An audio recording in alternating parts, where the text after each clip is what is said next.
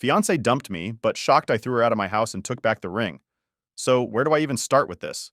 My ex-fiancée Laura dumped me out of nowhere, and honestly, I'm still trying to figure out what the hell happened. I thought everything was good between us, like, yeah, we had our ups and downs, but who doesn't, right? We'd been together for 4 years, we were planning to get married, and then boom, well, not that word, but you get me. She tells me we need to break up. And her reason? My job. Yeah, you read that right. My damn job at my family's restaurant. Now I get it. My hours are kind of weird. I work evenings, and by the time I'm home, she's already been off work for like 3 or 4 hours. But this isn't news. She's known this since day one. Like before we even got engaged, she knew my schedule was all over the place. I work late shifts. Tuesdays, Wednesdays, Thursdays. I'm there from 4:30 to 9 p.m., Fridays and Saturdays a little later. But it's not like I'm never around. We had Sundays, some mornings, and even most of Saturdays before my shift started. I didn't think it was that big of a deal. But Laura? Nah, she starts talking about how we barely see each other and that I need to find a new job because she's tired of waiting around for me to get home every night. She works 7:30 a.m. to 6 p.m., so she gets off way earlier than me, and I guess she didn't like having to fill that time alone. I mean, it sucks, sure, but I always thought we were making it work. I even offered for her to work with me at the restaurant. I thought it was a pretty solid idea. We could spend more time together, she wouldn't be bored waiting around, and we'd save up more money for the wedding. But nope, she shot that down quick. Said she didn't feel comfortable working for my parents. Okay, cool, fine, whatever. I respected that. I didn't push it because I didn't want her to feel awkward or anything, but then she kept bringing up my job. Every few weeks it was like, when are you going to find something better? Or, I just don't see how this is sustainable. It started to get on my nerves because, like, how many times do I have to say I'm happy where I'm at? I love working for my family. The restaurant's been in the family for years, and yeah, the hours are long sometimes, but it's worth it. So one night she just sat me down and was like, Ethan, I can't do this anymore. I thought she was kidding at first, but nope, she was dead serious. She told me that if I wasn't going to change jobs, she couldn't see how we could ever get married. It totally blindsided me. I tried to tell her that we could figure it out, like maybe there's a way to balance things better, but she wasn't having any of it. She said she needed more from me. More time, more effort, more commitment to our future, whatever that means. I told her I was committed. I mean, we were literally planning a wedding, so how much more committed can you get? What really stung is that she said she felt like I didn't care enough about her needs. Like, excuse me? I've been busting my ass working late shifts so we could save up for our future. It's not like I'm out partying or ignoring her. I'm working. For us. I thought that would count for something, but apparently not. Then she dropped the whole maybe we should just be friends thing, and man, that was a gut punch. We weren't even in an argument. There was no yelling, no big fight. It was just her, sitting there calmly, like she'd been rehearsing this conversation in her head for weeks.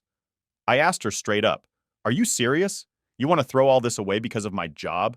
And she had the nerve to say, it's not just your job, it's the fact that you don't seem willing to change for us. That's when I got pissed. I reminded her that she knew about my schedule before we even got engaged. If it was such a problem for her, why the hell did she agree to marry me in the first place? She got all defensive and said that she thought, over time, I'd grow out of it and find something else. Like, what? Since when is working hard at a family business something you need to grow out of? I'm not gonna lie, I felt betrayed. She basically admitted that she was waiting for me to become some different version of myself, and when that didn't happen, she was out. After that conversation, I just avoided her. I couldn't even look at her. I stayed late at work every night because the last thing I wanted to do was come home and sit in the same house with someone who didn't want to be with me anymore. But here's the thing. She didn't leave. Like, I thought after you break up with someone, especially when you're engaged, you'd start looking for somewhere else to stay, right? Nope. She kept acting like nothing had changed, like we were just roommates now or something. Every time I came home, she was there, chilling on the couch, watching TV like everything was fine. It made me feel sick, honestly. How could she break up with me and still live under my roof like nothing happened? So one night, I finally told her, Laura, you need to move out. We're not together anymore, and this isn't working for me. And get this. She looked at me like I had two heads. She was like, are you serious? You're kicking me out? I told her, yeah, I am. We're not getting married anymore, so what's the point of living together? She tried to guilt trip me, saying she had nowhere to go and that I was being heartless for making her leave. At that point, I was just done. I told her she could stay with her parents until she figured things out. And then, to top it all off, I asked for the ring back. You'd think I'd just slapped her or something. She freaked out, saying I gave it to her and that I couldn't just ask for it back. I told her straight up, that ring was for our wedding, and since we're not getting married, I want it back. She called me greedy, said I could afford another one if I really loved her, and that I was being an asshole for trying to kick her out after all we've been through. At that point, I couldn't even argue anymore. I just wanted her gone. So after I told Laura she needed to move out, things got real awkward real fast. I mean, you'd think she would have just packed her bags and left, right? But nope, she stuck around like she was waiting for something. At first, I thought she was just dragging her feet, trying to figure out where to go. I mean, it's not like she didn't have options. Her parents live nearby and she's got friends she could crash with. But instead, she just stayed. And I gotta tell you, those few days after the breakup were the most uncomfortable days of my life. We were living like strangers in the same house. She'd sit on one side of the room, I'd be on the other, and it was just this weird silence. No one wanted to be the first to talk. I'd get home from work and she'd already be there, watching TV or doing her thing. But it felt like this giant elephant was sitting between us, and neither of us wanted to deal with it. But then it got worse. One day, I come home and Laura is sitting at the kitchen table with my mom. Yeah, you read that right. My mom. Apparently, she had called my mom over without even telling me. So I walk in, and they're sitting there having coffee like everything's totally normal. I was so confused. My mom looks at me and goes, "Ethan, we need to talk." I was already annoyed at that point, but I tried to keep calm. I mean, it's my mom, right? I sit down and Laura starts telling her side of the story, saying she doesn't have anywhere to go, and how it's unfair that I'm asking her to move out so soon after the breakup. And then my mom, bless her heart, starts suggesting that maybe we should work something out and that Laura could stay for a bit longer while she figures things out. I couldn't believe it. Like what? I just stared at them for a second before saying, "Mom, we're not together anymore. Why would I let her stay here?" My mom, always the peacekeeper, goes, "Well, she needs time to figure things out. It's not easy to just up and move, you know." I tried to stay calm, but I was fuming inside. I mean, yeah, it's not easy, but we broke up. We're not a couple anymore, so why should I have to put up with this? I looked at Laura and said, "You've had time. It's been almost a week. You need to leave." And then, of course, Laura gets all emotional, saying she thought I was better than this, that she never expected me to just toss her out like trash. She even starts tearing up in front of my mom, and I swear, it was like she was trying to make me look like the bad guy. My mom, at this point, starts trying to smooth things over, saying, "Ethan, maybe you could give her a little more time. You two were together for so long. It's not easy to just end things like this." I couldn't believe what I was hearing. My own mom was taking Laura's side. I love my mom, but this was not her call to make. I told her straight up, "Mom, this isn't your business. Laura and I are done. She needs to go." And that's when Laura pulls the ultimate guilt trip. She looks me dead in the eyes and says, "If you really loved me, you wouldn't be doing this. I thought you cared about me." Man, that hit me hard. I didn't want to be the bad guy here, but at the same time, how long was I supposed to let this drag on? She's the one who ended things, not me. And now she's trying to flip it like I'm the one being unreasonable. I stood my ground, though. I told her, "I do care, but we're not together anymore, and this isn't your home. You need to move on." Laura stormed out of the room, and my mom just sat there looking all disappointed, like I was the one who messed everything up. She gave me this look and said, "I just hope you're doing the right thing." That messed with me for a while. Like, was I being too harsh? Should I have given her more time? But then I thought about how she'd been dragging this out, trying to stay in the house, making me feel uncomfortable in my own place. And I knew I wasn't in the wrong. This was my house, my space, and she was just trying to manipulate the situation to make herself the victim. The next day I come home and Laura is gone. Her stuff's still there, but she's not home. At first, I felt this huge relief, thinking maybe she finally decided to move out. But nope, it was just another game. She comes back late that night, acting all nonchalant like nothing happened. She didn't say a word to me, just went straight to the bedroom and shut the door. At this point, I was done. I couldn't deal with this anymore. I texted her, telling her she had until the end of the week to get her stuff out and leave, or I was going to start the eviction process. I know it sounds harsh, but what else was I supposed to do? She wasn't taking me seriously, and I wasn't about to spend another week living in this weird, messed up situation. And get this. She texts back, "I can't believe you're being like this. I thought we could at least be friends, but you're treating me like I'm some stranger." That's when I realized she wasn't ever going to leave unless I forced her to. She was playing this whole thing like a game, trying to get me to cave, maybe hoping I'd apologize or something and beg her to stay. but I wasn't about to do that. Not after everything she'd put me through. By the end of the week, Laura finally started packing her stuff. It was like this big dramatic scene every time she moved a box. She'd huff and puff, making a show of it like she wanted me to feel sorry for her. But I didn't. I mean, I felt bad that things ended the way they did, but I wasn't about to let her stay just because she didn't feel like moving. And then came the ring. The damn ring.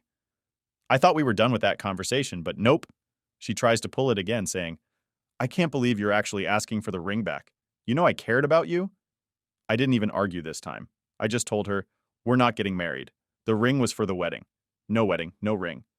She gave me this look, like I was the biggest jerk on the planet, but she finally gave it back. And honestly, when she handed it over, I felt this huge weight lift off my shoulders. It was like the final chapter of our relationship was closing, and I could finally move on. Now, it's been a few days since she left, and honestly, I feel better than I have in months. It's weird not having her around, but it's also kind of freeing. I don't have to walk on eggshells in my own house, and I don't have to deal with her trying to guilt trip me every 5 seconds. Do I miss her? Yeah, a little, but not enough to go back to that mess. Sometimes things just need to end, and dragging them out only makes it worse. Update 1. So after Laura finally moved out, I thought things would settle down, right? Like, we're done, she's gone, I can finally get back to normal. But man, I was wrong. Things got weird real fast. First of all, I didn't even realize how much stuff she had left behind. It was like every room in the house had some random item of hers. I'm talking about clothes, books, even her toothbrush was still in the bathroom. I wasn't going to touch it at first, but then a couple of days went by, and I was like, okay, this is getting ridiculous. So I started packing up her things and putting them in boxes. Figured I'd drop them off at her parents' house or something, be done with it. But then, while I was going through her stuff, I found something that threw me off. I don't even know how to explain it, but I found this notebook she had hidden in one of her drawers. Now, I'm not the kind of guy who snoops through people's stuff, but, I mean, she left it here, right? So I opened it, and it was like this whole diary of complaints about me and our relationship. Stuff like, Ethan never listens to me. He doesn't care about my feelings. Why can't he just get a normal job like other guys? It was like reading a list of everything she hated about me, and I gotta be honest, it messed with my head. I know relationships aren't perfect, but seeing all of that written out, page after page, was rough. I had no idea she felt that way. I thought we had our issues, but I didn't think it was that bad. And the worst part? She wrote about how she'd been thinking about breaking up with me for months, but was just waiting for the right time. Like, what does that even mean? The right time to end someone's life plans? I couldn't believe she was sticking around, pretending everything was fine, when in reality, she was already halfway out the door. So after reading all that, I just felt this weird combination of anger and sadness. Like I knew the relationship was over, but finding that notebook made it so much more real. It wasn't just a breakup because of work schedules. It was like she had been mentally checked out for a long time, and I didn't even see it. I sat there for a while just staring at the pages, trying to figure out if I missed something or if I'd been completely blind this whole time. And then it hit me. She never really wanted to marry me. She just wanted me to be someone I wasn't. She wanted me to quit my job, change my life, and become this ideal version of myself that didn't exist. No wonder she broke up with me. I could never live up to what she wanted. I put the notebook away and tried to distract myself, but it kept eating at me. I couldn't stop thinking about everything she wrote. It was like this nagging voice in the back of my head, reminding me that maybe I wasn't good enough. That's the thing about breakups. They make you question everything. You start overanalyzing every conversation, every argument, every time you said, I love you, and wonder if any of it meant what you thought it did. A few days later, Laura texts me. I hadn't heard from her since she moved out, and honestly, I wasn't expecting to. But her text wasn't what I thought it'd be. She didn't want to check in or talk about the breakup. Nope. She wanted to come by and pick up a few things. Like, okay, you've already been gone for over a week, and now you want to come back and get your stuff? I agreed, but I told her to give me a heads up before she came over. I didn't want any surprises. The last thing I needed was to walk in and find her there without warning. So she comes over, and it's as awkward as you'd imagine. She barely looked at me when she walked in, just went straight to grabbing her stuff like she couldn't wait to get out of there. I was standing in the living room, trying to act normal, but the whole situation felt so off. Like we'd shared this life together, we'd been planning a wedding, and now it was like she was just a stranger coming to collect her things. But then something weird happened. As she was grabbing her stuff, she stopped and looked at me. For the first time in days, we actually made eye contact, and she just stood there, like she wanted to say something but couldn't get the words out. I don't know why, but I felt like I had to say something. So I asked, "Is everything okay?" And then she said something I'll never forget. She goes, "I didn't want it to end like this." I didn't know how to respond. What was I supposed to say? We're already here. It's already over. I just stood there, not knowing what to say, and she looked at me like she was waiting for me to fix everything. But I couldn't. How was I supposed to fix something that had been broken for months, maybe even years, and I didn't even realize it?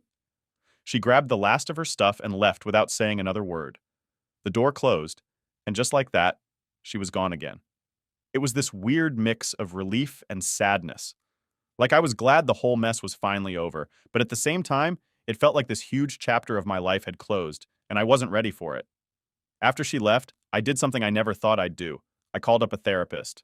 I know, sounds dramatic, but I couldn't shake the feeling that maybe there was something wrong with me. Maybe I missed something huge in our relationship, or maybe I just wasn't cut out for this whole long-term commitment thing. I wasn't sure what to expect, but I figured talking to someone outside of the situation might help. Turns out, talking to someone who doesn't know you or your ex is actually pretty helpful.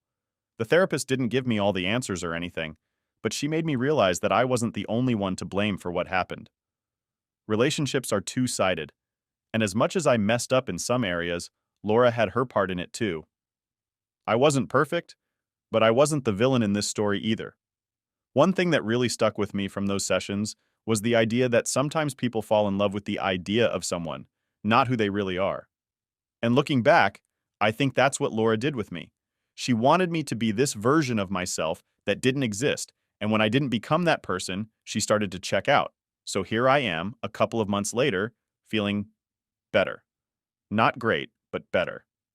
I still think about her sometimes, and yeah, I wonder what could have been different. But I also know that if she stayed, things probably would have gotten worse. We weren't right for each other, and that's just the truth. I guess the takeaway is sometimes things end for a reason. It sucks and it hurts, but in the long run, it's better than forcing something that's never going to work. Update 2. So, after Laura left for good, I thought that was it. End of the story, right? Well, turns out, things weren't as done as I thought they were. I didn't realize just how many loose ends there were until I started getting messages from mutual friends. Yeah, it's one of those situations. It started off slow. I'd get a text here and there from people asking me how I was doing, which was fine, but then they'd drop these little comments like, "Laura said she's really struggling," or "Have you heard from her?" At first, I just brushed it off. I figured people were just being polite, trying to feel out where we were at after the breakup. But then the tone of the messages started to change. People were acting like I was the one who kicked her to the curb with no warning. And I'm sitting here like, did Laura not tell people she's the one who broke up with me? Apparently not. Next thing I know, I'm getting these long, guilt-trippy messages from some of her friends, people I barely even know, telling me that I was heartless for making her move out and asking for the ring back. Like, excuse me? She broke up with me. I wasn't about to keep living with my ex-fiancée, pretending everything's fine while she's out there telling people I'm the bad guy. But according to her, I'm the one who didn't care enough to work things out. So now I'm stuck in this weird situation where people are seeing me as the villain of the story and she's playing the victim. It's honestly mind-blowing how fast things can get flipped around. I had to start explaining to people what actually happened, and every time I did, it just felt exhausting. Like, why do I even have to defend myself? A week or two goes by, and I think things are finally dying down. I stopped getting the messages, stopped hearing from people about Laura, and I started to relax. But of course, that didn't last long. One night, I'm sitting at home watching TV, trying to unwind after a long shift at the restaurant, and my phone buzzes. It's a text from Laura's best friend, Jenna. Now, Jenna and I never really got along. She was always the type to get in Laura's ear, telling her what to do, stirring the pot, you know? So when I saw her name pop up on my phone, I knew it wasn't going to be good. I opened the message, and sure enough, it's a novel. Jenna goes on and on about how Laura is devastated, how I broke her heart by not fighting for the relationship, and how I should have tried harder to make things work. She even said something like, "You're supposed to be a team and you just gave up on her." I was so angry I could barely even respond.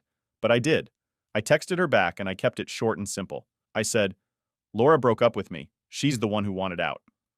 I'm not going to beg someone to stay when they don't want to." Of course, Jenna didn't leave it at that. She kept texting, trying to guilt trip me, saying how Laura was hurting and needed time, and maybe if I reached out, things could be different. But I wasn't having it. I told her straight up, "We're done. It's over. Let it go." That was the last time I heard from her, for a while anyway. Then, one day, I'm at the restaurant, just trying to get through the dinner rush, when my mom comes over to me with this look on her face. You know that look moms give you when they've got something to say but they're trying to figure out how to say it? Yeah, it was one of those. She pulls me aside and says, "Ethan, I talked to Laura today." I just stared at her like, "Why?" My mom goes, "Well, she called me, said she wanted to apologize for how things ended and just wanted to check in." Now, I don't know about you, but when your ex calls your mom to check in, that's a major red flag. I told my mom, "Look, I don't care if she's sorry or not. We're done. There's no reason for her to be calling you." My mom sighed and said, I know, but she seemed really upset. She said she feels like you hate her now, and she didn't want things to end this way." Here we go again. I had to explain to my mom the whole situation again, how Laura was the one who called it off, how she's been telling people I kicked her out, and how I just want to move on. I could tell my mom felt torn, but she finally got it. She agreed to not get involved anymore, but honestly, it was frustrating that I even had to have that conversation. After that, things started to calm down for real. I didn't hear from Jenna, Laura stopped calling my mom, and I finally started to feel like I could move on. I even started hanging out with my friends again, going out for drinks after work, just trying to get back to some sense of normalcy. But just when I thought everything was finally settling down, something else happened. One night, I was at the bar with a couple of buddies when one of them, Mark, pulls me aside and says, "Hey man, you're not going to like this, but I saw Laura the other day with some guy." Now, I'll be real with you. I wasn't expecting to feel anything when he said that, but for some reason it hit me. Like, I knew we were done, but hearing that she'd moved on already, that was rough. I asked Mark, "Who was he?" And he said he didn't know, but they looked pretty close. That was all I needed to hear. The next few days were weird. I didn't text Laura or anything, but I couldn't stop thinking about it. Not because I wanted her back, but because it felt like this chapter of my life was really truly over now. She was moving on, and I guess that meant I had to as well. Looking back, I realize now that Laura probably checked out long before we even broke up. Maybe that's why it all felt so sudden when it happened. Because for her, it wasn't sudden. She'd been planning it, thinking about it, and by the time she ended it, she was already halfway out the door. It took me a while to accept that. It's hard to admit that someone you cared about stopped caring way before you did. But you know what? In the end, it's for the best. We weren't right for each other, and trying to force it would have just made things worse. Now, I'm focused on myself. I'm not looking for a relationship anytime soon, and I'm definitely not in any rush to jump back into the dating pool. I'm just trying to enjoy the little things again, hanging out with friends, focusing on work, and getting my life back to where I want it to be. And as for Laura, I wish her the best, I really do. But I'm done with the guilt trips, the manipulation, and the drama. I'm moving on. Update 3. So here we are, months later, and I'm finally feeling like I can breathe again. It's been a hell of a ride, and honestly, I'm just glad it's over. But just when I thought everything was behind me, I got hit with one last curve. Surprise. Yeah, because of course something else had to happen, right? So here's what went down. I was at work one day, just doing my thing at the restaurant, when one of our regulars, Tom, comes in. Now, Tom's an older guy. Been coming to the restaurant for years, real friendly with my family, always chatting with my parents whenever he's in. But this time, he's got this weird look on his face. He pulls me aside and says, "Hey, Ethan, I saw Laura the other night." At this point, I'm thinking, all right, whatever. People see Laura all the time. What's new? But then he drops this little nugget. "She was with your cousin, Chris." I swear, my brain short-circuited for a second. I'm like, wait, what? Chris? No way. I mean, Chris and I are family. We grew up together. There's no way he'd be hanging out with my ex-fiancée, right? But Tom was dead serious. He goes, "Yeah, man, they were at that new bar downtown. Seemed real close, if you know what I mean." I didn't know what to say. Part of me didn't believe it, but another part of me was like, well, this is Laura we're talking about, so who knows? I just kind of laughed it off and told Tom I'd check it out later. But inside, I was boiling. I had no idea what to think. Why would Chris, of all people, be hanging out with Laura? And why didn't anyone tell me? So, naturally, I did what any guy would do. I went straight to the source. I texted Chris that night, asked him what was up. I didn't want to accuse him of anything outright, so I kept it casual like, "Hey man, heard you were out with Laura the other night. What's going on there?" It took him a while to respond, and when he did, the response was, well, let's just say it wasn't what I was expecting. He goes, "Yeah, we've been hanging out a bit. I didn't want to tell you because I knew it'd be awkward." Awkward? Awkward doesn't even begin to cover it. My cousin, my flesh and blood, was hanging out with my ex-fiancée behind my back, and he thought it was just a little awkward. I was pissed, like beyond pissed. I shot back, "Dude, what the hell? You couldn't give me a heads up?" He tried to play it off, saying it wasn't a big deal and that they were just friends, nothing serious. But come on, we all know what just friends means, especially when it's between an ex and your cousin. I wasn't buying it, and I told him straight up that I felt betrayed. He started backpedaling, saying he didn't mean for it to happen, that they just bumped into each other one night, and things kind of escalated from there. Apparently, they'd been talking for a few weeks now. Weeks! I had to sit with that for a while. I mean, how do you even process something like that? It wasn't just about Laura anymore. It was about family. Someone I trusted, someone I grew up with, decided it was cool to start hanging out with my ex like nothing was wrong. And honestly, it hurt more than I thought it would.